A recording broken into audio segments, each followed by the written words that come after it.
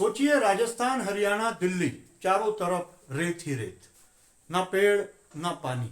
पर क्या ये सिर्फ एक इमेजिनेशन है या अरावली पहाड़ों के खत्म होने का नतीजा?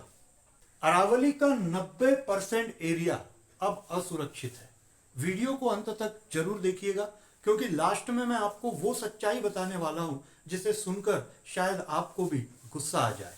आइए जानते हैं सबसे पहले कि ये अरावली है क्या। अरावली वर्ल्ड की सबसे प्राचीन, सबसे पुरानी, ओल्डेस्ट माउंटेन रेंज में से एक है, जो भारत में गुजरात, राजस्थान, हरियाणा होते हुए दिल्ली तक 670 किलोमीटर में, 670 किलोमीटर में फैली हुई है। माउंटेन रेंज वो होती है जब एक माउंटेन और दूसरा माउंटेन दोनों के बीच कम से कम 500 मीटर का गैप होता है, और उसके बाद फिर एक माउंटेन होता है, फिर एक माउंटेन होता है। तो इस प्रकार इस पूरी श्रृंखला को ही हम एक माउंटेन रेंज का नाम दे देते हैं। तो अरावली माउंटेन रेंज है। अब देखा जाए कि अरावली से नॉर्थ इंडिया को क्या फायदा होता है। देखिए, अरावली जो कि माउंट आबू राजस्थान से ये शुरू हो रही है। राजस्थान के माउंट आबू में स्थित है गुरु शिखर, जो अरावली की सबसे ऊंची चोटी, मतलब हाईएस्ट पिक है। इसकी ऊंचाई लगभग 1722 1722 मीटर इसकी ऊंचाई है। अरावली असुरक्षित क्यों है? अभी सरकार ने कुछ दिन पहले यह बताया कि 100 मीटर या उससे कम ऊंचाई के जो पहाड़ है, अब वो अरावली की श्रेणी में नहीं आएंगे। अर्थात अरावली की असुरक्षा के और भी कई कारण हैं, जैसे अरावली में होने वाली इलीगल माइनिंग। इसी के साथ साथ यहाँ पर जो पहाड़ों को काट करके कंस्ट्रक्शन किया जा रहा है, और रियल एस्टेट का जो बिजनेस है ये यहाँ पे धीरे धीरे फैल रहा है। साथ ही अगर देखा जाए तो इसको बचाने के लिए जो लॉ बने हुए हैं वो कहीं ना कहीं कमजोर प्रतीत हो रहे हैं, क्योंकि लॉ तो है लेकिन उसको इम्प्लीमेंट करने में अच्छी खासी दिक्कतें शायद या तो प्रशासन को आ रही है या फिर कोई और वजह इसकी हो सकती है। अरावली सिर्फ एक पहाड़ नहीं है, बल्कि नॉर्थ इंडिया का नेचुरल एसी है। अरावली डिजर्ट को फॉरवर्ड होने से रोकता है। जब आप देखते हैं कि इधर का इलाका ज्यादातर डिजर्ट एरिया है और यहां से जो रेत हवा में बह करके आती है, ये अरावली के पहाड़ इसको नॉर्थ इंडिया में आने से रोकते हैं। इससे डिजर्टिफिकेशन रुकता है।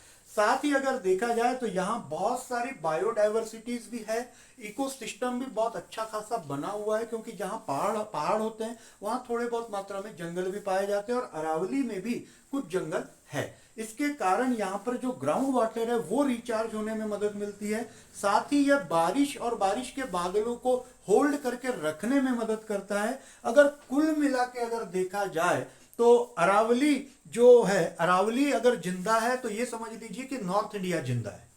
अब हो ये रहा है कि अरावली का 90% एरिया असुरक्षित है, जो कि illegal mining, construction, real estate और कमजोर कानूनों के कारण।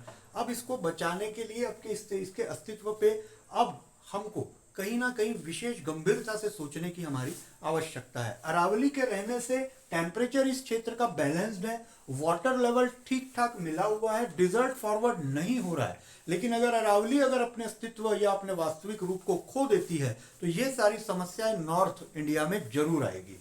अगर हम बात करें कि नॉर्थ इंडिया, जो कि अब अरावली के नहीं रहने से नेक्स्ट हॉट जोन बनने वाला है, यानी ये एक ऐसा डेजर्ट जोन बनेगा जो कि अगला गर्म रहेगा। कारण ये है कि इसके लिए कुछ साइंटिस्ट ने साइंटिफिक रिपोर्ट और इन्वायरमेंट ने इन्वायरमेंटल रिपोर्ट भी प्रस्तुत करी है, और इन रिपोर्टों के माध्यम से कोर्ट को भी बताया गया है। तो कोर्ट ने भी इन पे संज्ञान लिया, और कोर्ट ने भी सरकार को, राज्य सरकार को, केंद्र सरकार को अरावली के संरक्षण के लिए कुछ महत्वपूर्ण कदम उठाने के लिए ऑर्डर जारी किए। मगर कहा ना मैंने, ऑर्डर जारी करना और उस पर इम्प्लीमेंट करना, इसको लागू कराना, इन सब में थोड़ा बहुत फर्क प्रशासन के द्वारा देखा जाता है। आज अरावली टूट रहा है, कल जिंदगी टूटेगी।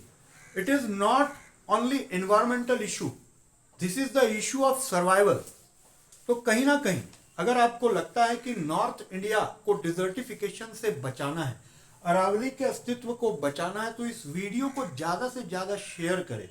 और आपकी राय क्या है अरावली के संरक्षण को लेकर के, ये आप मुझे कमेंट बॉक्स में बताएं। चैनल को सब्सक्राइब करना बिल्कुल ना भूलें, और याद रहे कि जब तक आवाज नहीं उठेगी तब तक पहाड़ टूटते रहेंगे।